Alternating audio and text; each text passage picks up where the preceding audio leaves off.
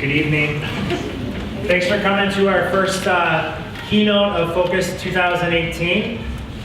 I was going to give it like 2 more minutes before we get started, but then everyone just, 7 o'clock hit, just went silent. So I guess that means all of you are ready. So yeah, this is our first keynote of Focus 2018, America the Beautiful, exclamation mark, question mark. And so when the committee decided on that title and wanted to put a question mark in there, I got really nervous because I said, I'm the one that does all the introductions, and if there's any complaints, I'm going to get those emails or phone calls. So what do we mean by putting an exclamation mark after America the Beautiful? And what do we mean with a question mark? So typically with Focus, with our theme, we try to come up with a very broad theme, so all of our faculty can present from the vantage point of their academic discipline. And we don't provide a description, but this year I insisted, I said we need to come up with a description, and I would like to read that to you as we get started. Both in the United States and around the world, various kinds of nationalism are gaining ground, and globalism seems to be in retreat. This year, our Focus series will explore questions related to nationalism and its origins. What does it mean to be both a Christian and a citizen? How might nationalism contribute to the common good? What does nationalism mean for minorities, migrants, and others who are excluded from the dominant narratives? How do we understand our country given both its great accomplishments and sometimes messy reality? So those are some of the questions we're hoping to explore this week tonight with our first keynote with William Cavanaugh. Tomorrow he'll be giving a second keynote at 12:30 right here in the Ralph Carey Forum. And then on Wednesday, when we have about 17 of our faculty, we'll be presenting workshops. The schedules are on the back table here. You can also find the schedules on our Focus Facebook page or on the SAU app. And so to kick it off tonight, Dr. William Cavanaugh will give a brief introduction. He is the Senior Research Professor and Director of the Center for World Catholicism and Intercultural Theology at DePaul University in Chicago. He received his BA in Theology from Notre Dame, completed a Master's from Cambridge University, studied at Duke, and completed his PhD there at Duke. He's recently published his book, Field Hospital, The Church's Engagement in Markets, Politics, and Conflicts. His areas of specialization are in political theology, economic ethics, and ecclesiology. Please join me in welcoming Dr. William Cavanaugh.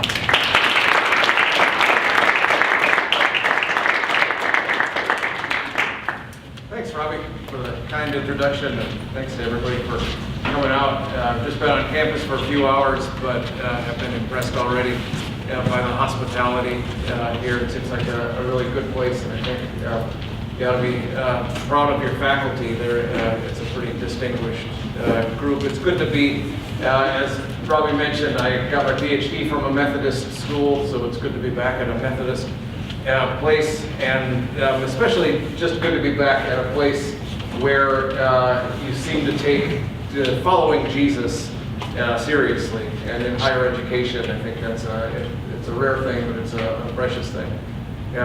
So anyway, thanks for coming out. I'm going to I was asked to talk about nationalism and nations. It's a sensitive issue, right? It's kind of like talking about your mother, right? I'm going to be talking about your mom tonight. But it's a timely topic. It's a relevant topic. There's an article on the Breitbart website entitled, "What's the Secret to Donald Trump's Appeal? Nationalism." And that's the title of the article. So Trump is known for his opposition to globalism, his pledge to make America great again, his attacks on NFL players who kneel at the national anthem, his opposition to immigration, his pledge to make America first, and so on. And he's gained considerable Christian support, right? He got 81% of the white evangelical vote in the election. And for many, dedication to the nation and Christianity go hand in hand. And the election of Trump as president in many ways intensified the discourse of nationalism, but he didn't invent it. I mean, you already had Barack Obama, for example, appeal to the idea of American exceptionalism. The link between Christians and American nationalism goes way back. You might have seen this picture before, Jesus with the Declaration of Independence and surrounded by all these American heroes and so on. And this link goes way back. to the point where it's hardly even questioned, and the American flag is displayed behind the altars of many churches as a matter of course.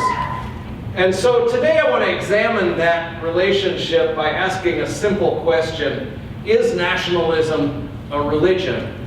And the answer at first glance seems no, right? Obviously it's not, right? Because religion is about worshiping God or gods, and nationalism is about nations. The object is nations. So asking, is nationalism a religion, is like asking, is Buddhism a sport or something like that, right? It just seems like a mistake. But there are many scholars of nationalism writing over the last century who are convinced that nationalism is a religion, and not just metaphorically. So Carlton Hayes, a distinguished professor of history at Columbia University, published a book in 1960 entitled simply Nationalism, a Religion. That judgment has been echoed by many scholars ever since, and if they're right, it has profound implications for Christians who are nationalists, because Christians already claim to have a religion, and religion is the kind of thing of which you're only supposed to have one, right? If somebody said, I'm a Mormon and a Muslim, right, you'd think, wait a minute, something's gone wrong, right? You gotta pick one. They would be considered to be confused at best, unfaithful, dangerous by both Muslims and Mormons alike. So you're supposed to only have one religion. So I'm going to begin looking at the scholarship on nationalism and religion, and then I'm going to look at the Bible's criteria for judging this question, especially around the theme of idolatry. And finally, I'm going to look at the virtues involved in the love of one's countries and ask if they can be reconciled with Christian virtues. So first section then, is nationalism a religion? Carolyn Marvin, a professor at the University of Pennsylvania, writes, nationalism is the most powerful religion in the United States, and perhaps in many other countries.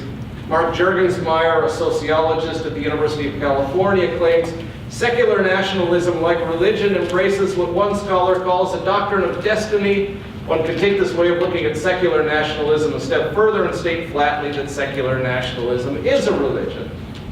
According to Carlton Hayes, the flag occupies the same central place in official ritual that the Eucharistic host previously held. So he says nationalism's chief symbol of faith and central object of worship is the flag, and curious liturgical forms have been devised for saluting, dipping, lowering, hoisting the flag. In America, young people are arranged in serried rows and required to recite daily with hierophantic voice and ritualistic gesture the mystical formula, I pledge allegiance to our flag and to the country for which it stands, one nation indivisible, with liberty and justice for all. Everywhere, in all solemn feasts and fasts of nationalism, the flag is in evidence, and with it that other sacred thing, the national anthem. And if we think that Hayes is exaggerating the function of the Pledge of Allegiance, we need only consult the author of the Pledge of Allegiance, Francis Bellamy, who said that the pledge was meant to sink in with school children through ritual repetition, and he added, it is the same way with the Catechism or the Lord's Prayer. And so for such reasons, sociologist Robert Bellah identifies an elaborate and well-institutionalized civil religion in America that has its own seriousness and integrity and requires the same care and understanding that any other religion does. Now, the scholars who argue in this vein are obviously using a different definition of religion than the one that we usually think of, right? We usually think of religions as kind of limited to these lists of world religions. So you got Buddhism and Confucianism and Taoism and Judaism and Islam and Christianity and so on, and maybe a few others. And that approach to religion is commonly called substantivism. I'm going to use that term. And by that is meant identifying religions by the substance of the meaning expressed in their doctrines or practices. So we usually think that what separates religions from secular phenomena is beliefs and practices directed towards God or gods. That's the object. But there's problems with these substantivist definitions of religion. Because some things that are usually called religions, like Taoism and Confucianism and many forms of Buddhism, they don't have God or gods as a central concept. So substantivists will sometimes say, okay, well, let's expand the term then. So instead of God or gods, let's say maybe transcendence or something like that. A religion is something that appeals to transcendence. But if we broaden the term like that, then all sorts of practices, including many that are labeled secular, fall under the definition of religion. Many institutions and ideologies that don't explicitly refer to God or gods function in the same way as those that do. So expanding the concept of religion to include godless Buddhism makes it difficult to exclude godless Marxism, for example, right? Transcendence makes it hard to exclude nationalism. The term transcendence is borrowed from the Judeo-Christian tradition where you have the separation of creator and creation. But there is no such distinction in Buddhism, so you have to kind of make the term really vague in order to include Buddhism under that term. But if you make it vague, then all sorts of things like nationalism and Marxism are included in this concept of religion. So many scholars, for those reasons, take an approach which is called functionalism. And functionalism expands the definition of religion so that it can include Marxism, nationalism, consumerism, etc. Things that are usually considered secular. Functionalists define religion not based on what people claim to believe, but on how certain ideas and practices function in their lives. So the social, psychological, political work that such ideas and practices do. So Peter Clark says, well, functionalists prefer to define religion not in terms of what is believed by the religious, but how they believe it, right? The role belief plays in people's lives, end quote. So functionalism in some ways is just a return to the original sense of the word religio, which we get from the Latin. For the ancient Romans, it meant any binding obligation or devotion that helps to structure your social relations. So they would say, religio mihi est, it's religion to me. It might or might not involve gods, but it was any kind of binding obligation. The word religio means to rebind in Latin. Now, one advantage of functionalism over substantivism, then, is that it's more empirical, meaning it's based on observation of what people actually do, things you can observe, right? So you can't peer into a person and see what they actually believe, but you can see the way they behave.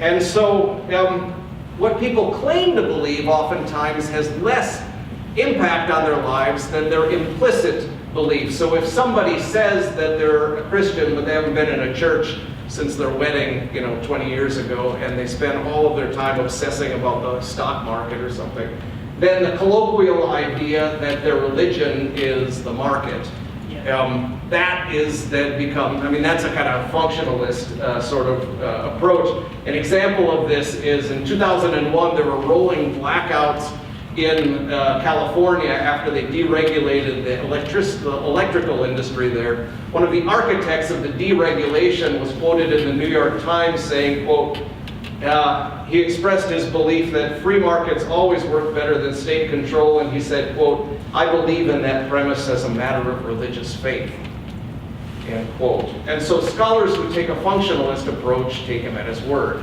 Right? If it walks like a duck and quacks like a duck, it's a duck, right?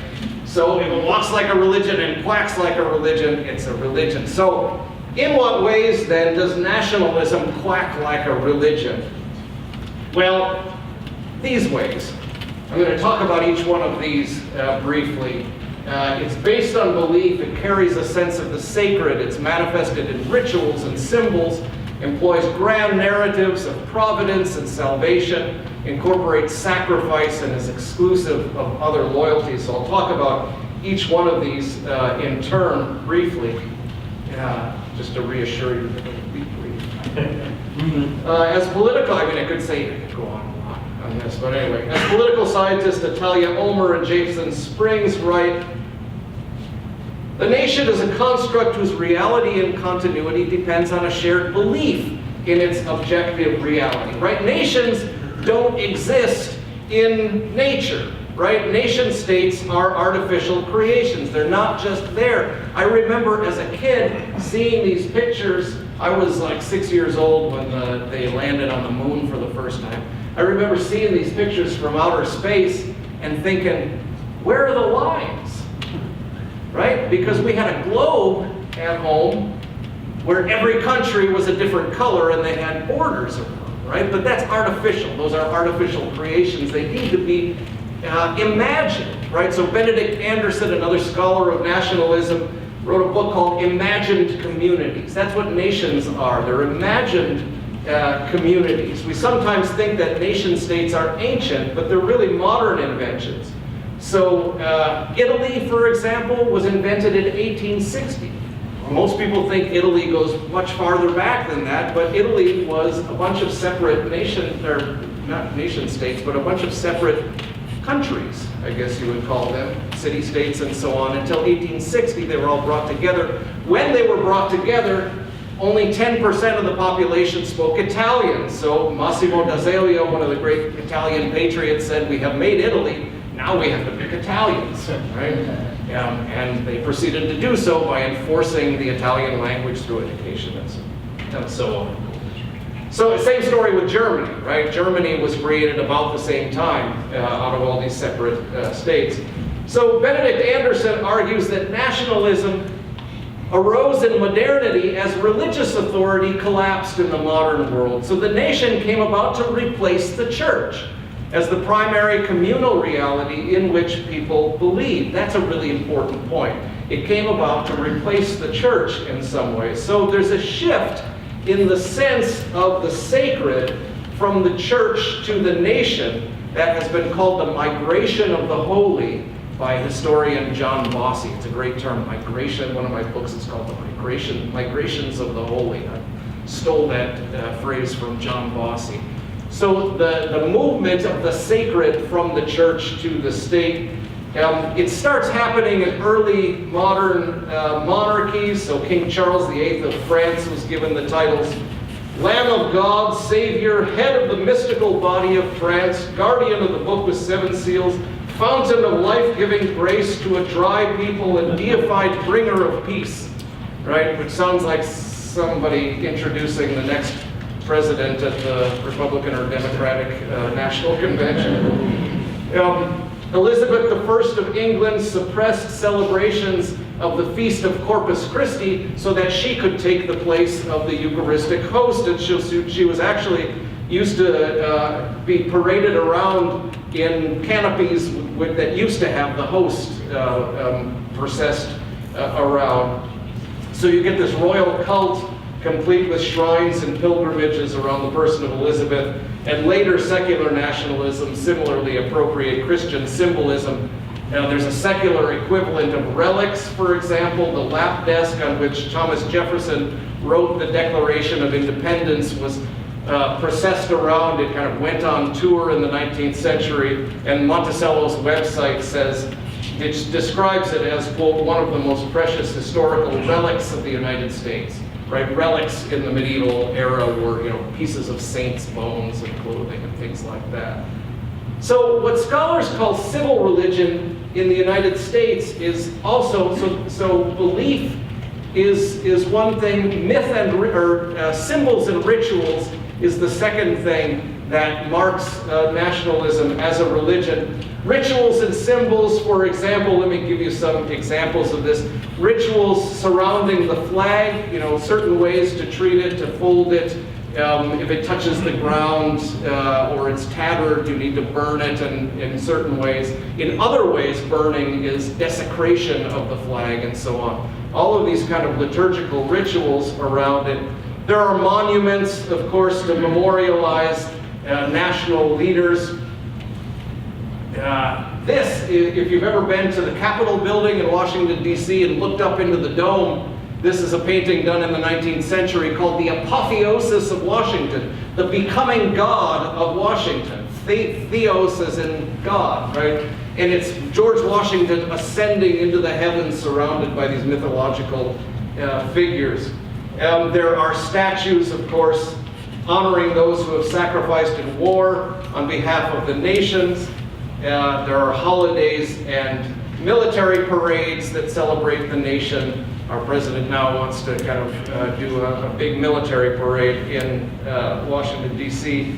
There's the Pledge of Allegiance, of course, again, as Hayes describes it, very ritualistic and so on. This actually, by the way, was how the school children used to say the Pledge of Allegiance until in 1942 Congress made it hand over heart because Adolf Hitler had made this gesture kind of unpopular in the United States at that point. This is actually, I asked Oxford University Press to put this on the cover of one of my books, and they said no. A little bit too provocative. So we tend to think of these rituals as being mundane. You know, they don't really add up to religious worship.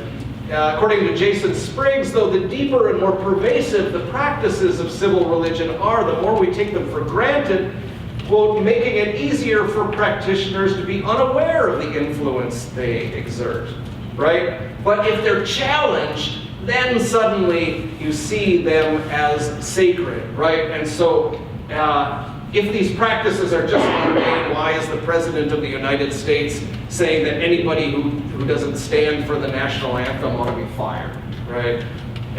In times of national crisis, civil religion intensifies. In 1940, for example, as World War II was getting started in Europe, the U.S. Supreme Court ruled that you could force Jehovah's Witnesses children to salute the flag, to say the Pledge of Allegiance, even if their parents didn't want them to do it because they thought of it as idolatrous, right? And across the country, Jehovah's Witnesses were attacked, beaten, castrated, tarred and feathered, thrown in jail, and so on for refusing to salute the American flag.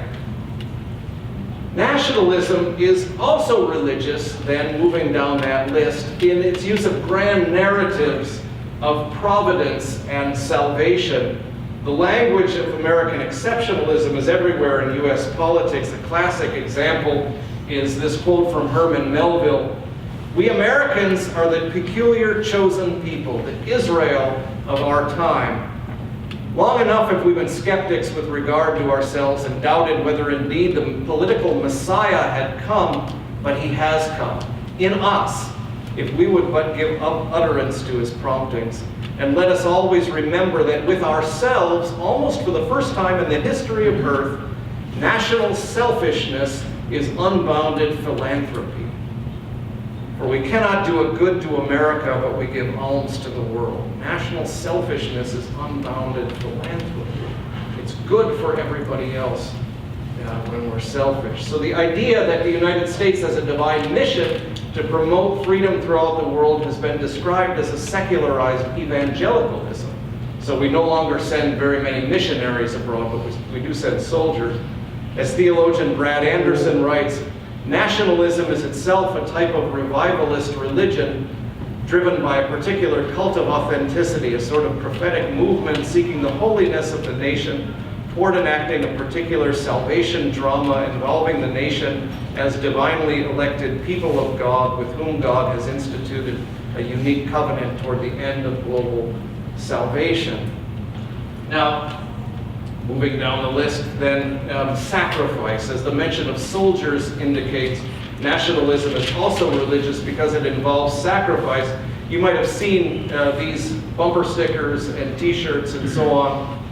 Only two defining forces have ever offered to die for you, Jesus Christ and the American soldier. Have you seen these things? Yeah, you can go online and there's all kinds of. The first time I ever saw it was in a taxi cab. There's pervasive language of sacrifice and a sacred reverence in discourse about the military in America, especially Gold Star families. Esteem for the bravery of soldiers is as old as warfare, but it's only with the rise of nations that the theological language of martyrdom and sacrifice migrates from the church to the state. So according to Hayes, the sacredness of the military has to do with the exclusivity of modern nationalism, and this is the last of those bullet points. Before modernity, People experience conflicts among their many loyalties to locality and priest and lord and guild and family and so on. But Hayes says, but nowadays, and herein lies the fundamental difference between us and our ancient and medieval and early modern forebears, the individual is commonly disposed, in case of conflict, to sacrifice one loyalty after another, loyalty to persons, places, and ideas, loyalty even to family, to the paramount call of nationality and the nation state. So, that's why Hayes thought that nationalism is rightly considered a religion, but we really want to resist this idea that nationalism is a religion, don't we? It just seems something wrong about it. We want to say that it's sort of like religion, but it's not really. In the Supreme Court case on the legality of an amendment against desecration of the flag, the word desecration, of course, means desacralizing. Sacred is the root there of the flag. Supreme Court Justice William Rehnquist wrote, "The flag is not simply another idea or point of view competing for recognition in the marketplace of ideas. Millions and millions of Americans regard it with an almost mystical reverence, regardless of what sort of social, political, or philosophical beliefs they may have." And here, notice the word almost, right? The word almost is crucial because it maintains a line between proper respect for the flag and explicit religious veneration of it, which people would find objectionable. So we want to say almost, but not really. So Carolyn Marvin asks, if nationalism is religious, why do we deny it? And she says, because what's obligatory for group members must be separated, as holy things are, from what is contestable. To concede that nationalism is a religion is to expose it to challenge, to make it just the same as sectarian religion. By explicitly denying that our national symbols and duties are sacred, we shield them from competition with sectarian symbols. In so doing, we embrace the ancient command not to speak the sacred, ineffable name of God. That God is inexpressible, unsayable, unknowable, beyond language, but that God may not be refused when it calls for sacrifice. So in other words, if we deny that nationalism is a religion to shield it from competition with Christianity because we don't want to be idolaters. So that's what I'm going to turn to then in the next section of the talk, idolatry. Because of course the fact is nobody wants to be an idolater, right? I suppose there might be some, but what we like about substantivist definitions of religion is that they protect us from the charge of idolatry. So we're assured that nationalism and consumerism and so on aren't really religions. But functionalism is closer to the Bible's approach. That's what I'm going to be arguing now. Functionalism is closer to the Bible's approach because the Bible recognizes that people worship all sorts of things that are not God, whether they acknowledge it or not.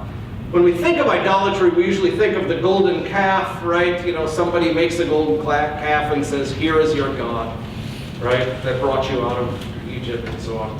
The Old Testament denounces worship of images of other gods and improper representations of the true God. And the English term idol, by the way, comes from the Greek term eidolon, which means something which is vacuous, empty.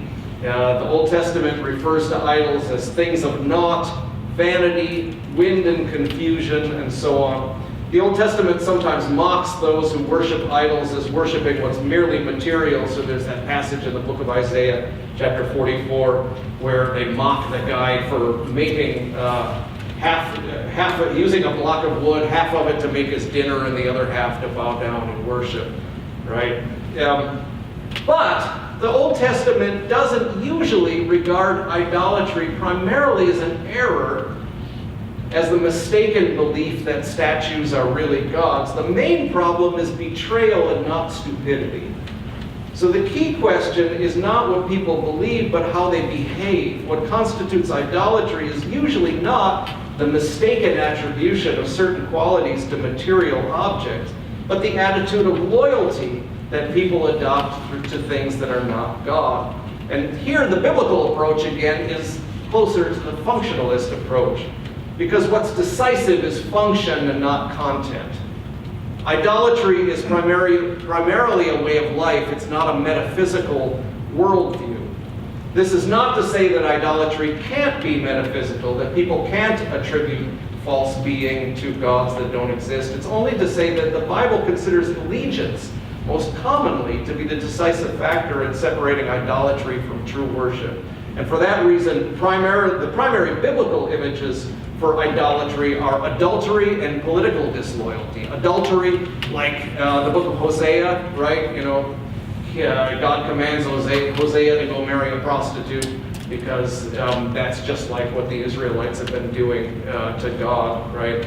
The Israelites are also warned against exchanging the kingship of God for that of human kings. So political disloyalty, as God says to Samuel when the people ask for a king, it's not you they've rejected, but me, not wishing me to reign over them anymore. They are now doing to you exactly what they have done to me since the day I brought them out of Egypt until now, deserting me and serving other gods. Right? It's like the God is kind of hurt by this, right? It's disloyalty, right?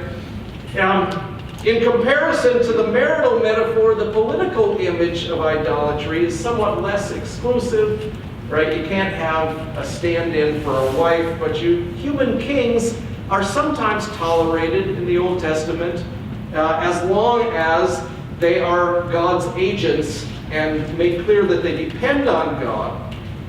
And God's favor can rest on the king, but as long as the king doesn't accumulate horses and wives and wealth, as it says in Deuteronomy 17, right? As Isaiah may explain, the pride is the root, saying kings are not to trust their own power or that of human allies. Woe to those going down to Egypt for help, who put their trust in horses, who rely on quantity of chariots and on great strength of cavalrymen, but do not look to the Holy One of Israel. And so Isaiah, in this passage, he continues on to link this turning away from God with an idolatrous reliance on what is created instead of the Creator. The Egyptian is human, not divine. His horses are flesh, not spirit. You ought to be relying on God, in other words, and not merely created things. And here again, idolatry is not fundamentally a matter of mistaken ideas. The key question is one of trust or devotion. Kings are guilty of idolatry and self-deification when they rely on their own power and neglect the true God, right? So, two important conclusions from the Old Testament's view of idolatry. The first, idolatry is not necessarily a black and white issue, right? It's on a spectrum of more or less. And secondly, political idolatry didn't die with the ancient empires. You've got, in the modern era, the divine right of kings, sovereignty, the glorification of the nation, reliance on military might, the threat to destroy the world through nuclear strikes, and so on. All of this and more makes putting one's trust in horses look pretty quaint, right? Let's move to the New Testament then. The New Testament is also, the idea of idolatry is not explicit, is not restricted to explicit kind of recognition of something else as a god, but it pertains again to the disproportionate devotions shown to all manner of created things. So Jesus, talking about God and mammon, right, in the Sermon on the Mount, he makes clear that people are prone to serve money as if it were God, and you have to choose between the true God and the false one. The Greek word that's used here, doulouin, is most commonly used for the master-slave relationship and allegiance to gods. And the term mammon is left untranslated as if it's like personified, like a god's name. Jesus' warning is given in the context of other sayings on trust in God over worries about material things. And so he says, the saying about storing up treasures on earth, he says, wherever your treasure is, there will your heart be also. So it's a matter of where your heart is. Idolatry, again, is not a conceptual error. Everybody knows that coins are just made of earthly metals, right? It's a matter of trusting in money to provide security, right? Trusting in your retirement account would be the modern equivalent. So function, again, not belief, is the common marker of idolatry. And this is especially clear in Paul's letters. Colossians follows the general idea that idolatry is devotion to what is earthly instead of heavenly. This is why you must kill everything in you that is earthly. Sexual vice, impurity, uncontrolled passion, evil desires, and especially greed, which is the same thing as worshiping a false god. Greed, the same thing as worshiping a false god. In his letter to the Philippians, Paul says their destiny is destruction. Their God is the stomach, or some translations, their God is their belly.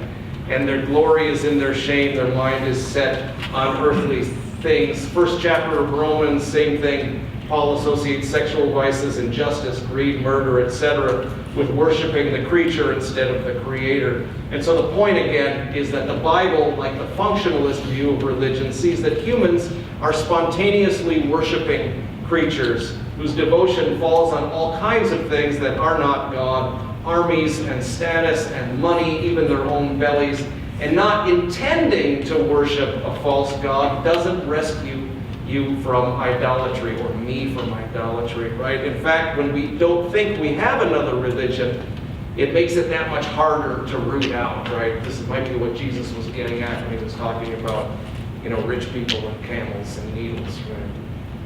So the last section then, is nationalism idolatry? These hard sayings of Jesus ought to make all of us uncomfortable, but now we need to address the specific question, is nationalism one of these kind of things?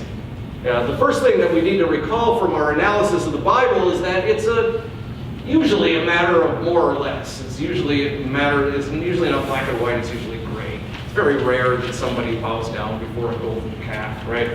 And so, but we want to use that more or lessness of it, the continuum, as a kind of escape hatch.